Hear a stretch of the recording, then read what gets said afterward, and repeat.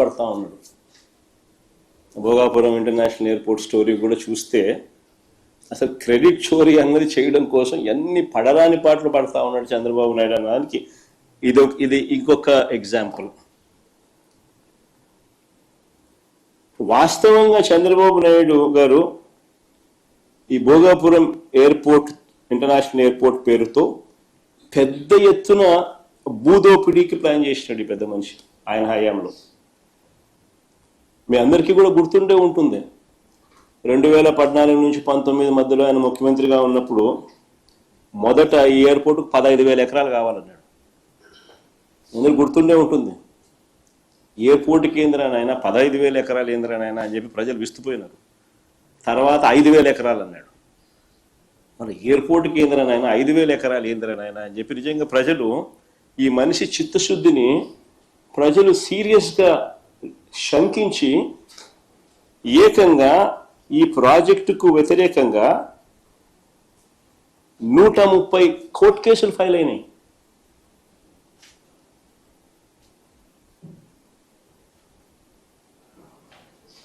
Project take off కాల. తర్వాత మేము అధికారంలోకి వచ్చిన తర్వాత ప్రాజెక్టు సైజును 2,200 ఎకరాలు ఎయిర్పోర్టుకు, ఇంకొక 500 ఎకరాలు ఏరో సిటీకి, మొత్తం 2,703 ఎకరాలకు కుదించి what is reasonable, what is the size. నెట్లోకి వెళ్ళి ఆల్ ది ఇంటర్నేషనల్ ఎయిర్పోర్ట్స్ ఏ సైజుల్లో ఉన్నాయని ఒకసారి బటన్ నొక్కినాను అనుకో, 2,700 ఎకరాలు అనేది బ్రహ్మాండమైన సైజు కింద కనిపిస్తుంది. ఒక చంద్రబాబు నాయుడు స్కాములు చేసే కార్యక్రమం తప్ప. మేము ఏరో సిటీకి ఒక 500 ఎకరాలు, 2,200 ఎకరాలు ఎయిర్పోర్టుకు కుదించి అడుగులు వేగంగా ముందుకు వేయగలిగాం. ప్రతి రైతుకు కాన్ఫిడెన్స్ ఇవ్వగలిగినాం.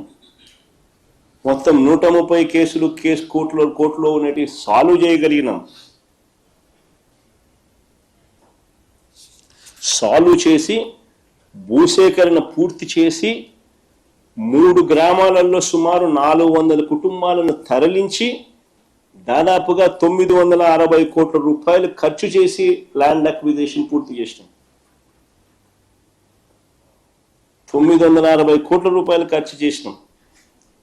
టైం పెట్టినాం, ఎనర్జీ పెట్టినాం, కోర్టు కేసులు సాల్వ్ చేసినాం. 3 గ్రామాలలో 400 కుటుంబాలను తరలించి వాళ్ళకి కాలనీ కట్టినాం.